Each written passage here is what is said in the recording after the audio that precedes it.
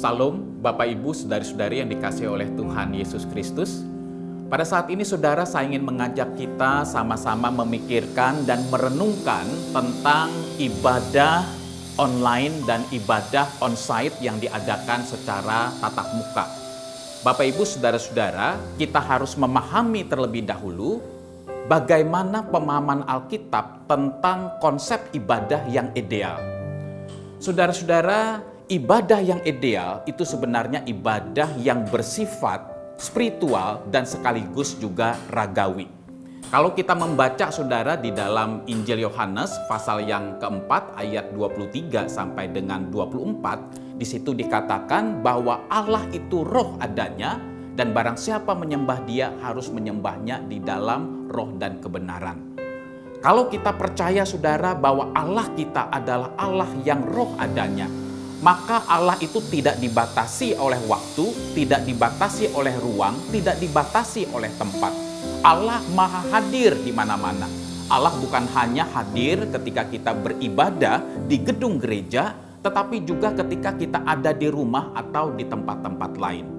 Bapak Ibu, saudara-saudara yang terkasih di dalam Tuhan, ibadah yang bersifat spiritual itu artinya yang menjadi pusat esensi fokus daripada ibadah kita adalah bagaimana kita mengalami persekutuan dengan Allah Tritunggal yang adalah roh adanya.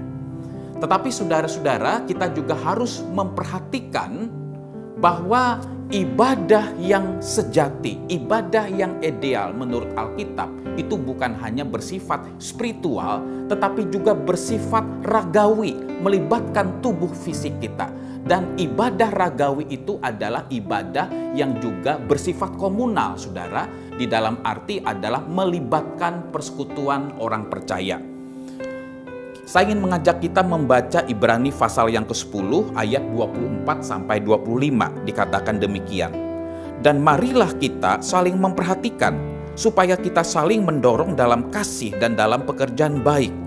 Janganlah kita menjauhkan diri dari pertemuan-pertemuan ibadah kita seperti dibiasakan oleh beberapa orang. Tetapi marilah kita saling menasihati dan semakin giat melakukannya menjelang hari Tuhan yang mendekat.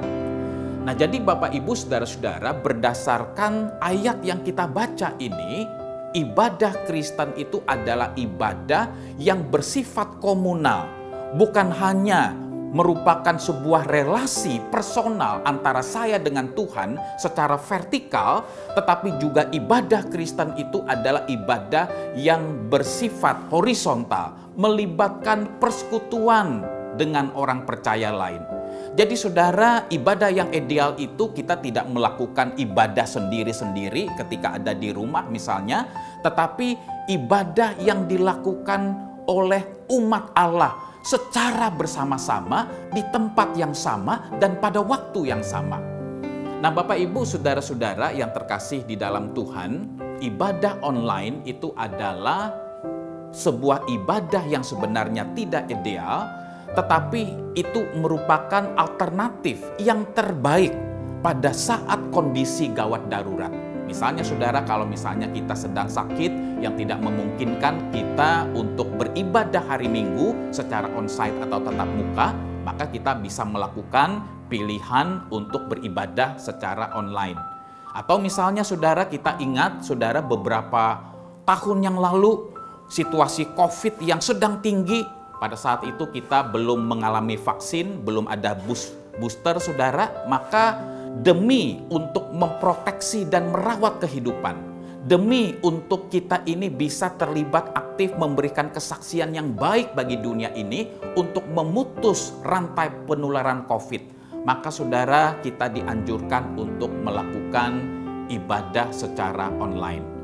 Tetapi saudara-saudara, di tengah-tengah kondisi yang sudah makin membaik, kita juga sudah mengalami dan mendapatkan vaksin booster, saudara. Kita sudah banyak beraktivitas secara onsite, kita mungkin sudah makan bersama, menghadiri resepsi, kita lepas masker, saudara. Maka sangat disayangkan kalau kondisi kita masih sehat, kita masih terus-menerus memutuskan untuk beribadah secara online. Bapak Ibu, saudara-saudara yang dikasihi oleh Tuhan, Beribadah secara online itu sebenarnya saudara, kalau kita lakukan terus-menerus, maka itu akan menimbulkan godaan-godaan bagi diri kita. Yang pertama saudara, godaannya adalah kita akan berperilaku yang tidak sepantasnya ketika kita mengikuti ibadah online. Mungkin kita beribadah online, saudara, dengan pakaian tidur, mungkin dengan celana pendek, mungkin kita sambil makan, sambil minum, saudara. Jadi kita sebenarnya bukan sedang terlibat di dalam ibadah, tetapi kita menonton ibadah.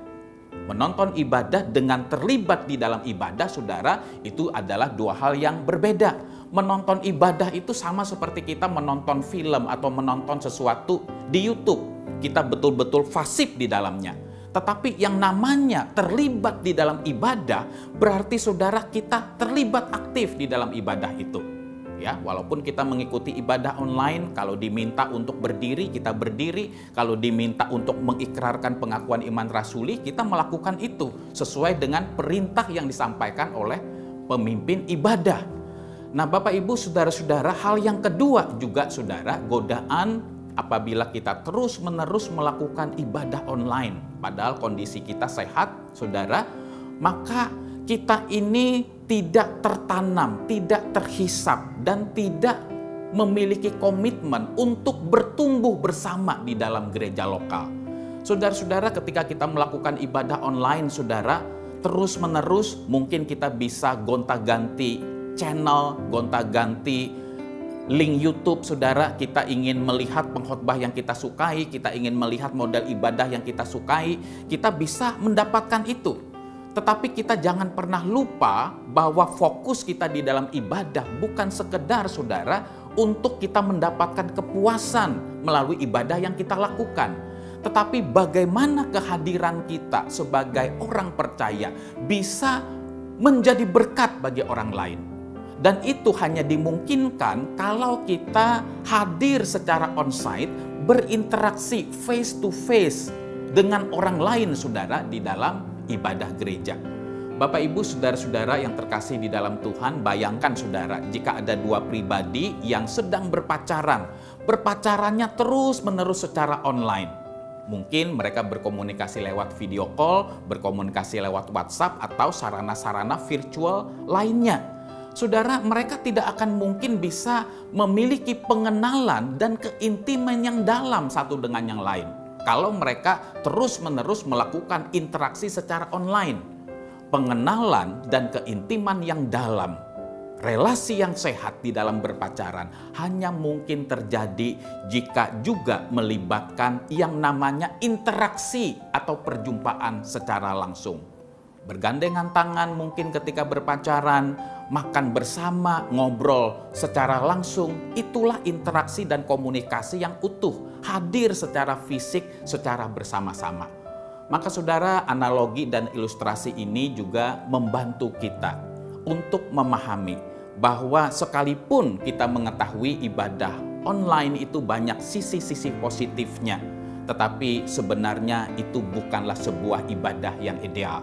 Ibadah yang ideal di dalam Alkitab adalah ibadah yang bersifat spiritual dan ragawi. Ibadah yang bersifat komunal, yang di dalamnya ada persekutuan antara umat percaya. Kiranya Tuhan menolong dan memampukan kita untuk kita sama-sama mengevaluasi kehidupan ibadah hari Minggu kita, sehingga ibadah kita boleh menjadi ibadah yang berkenan di hati Tuhan dan juga menjadi berkat bagi sesama kita. Tuhan Yesus menyertai dan memberkati kita semua.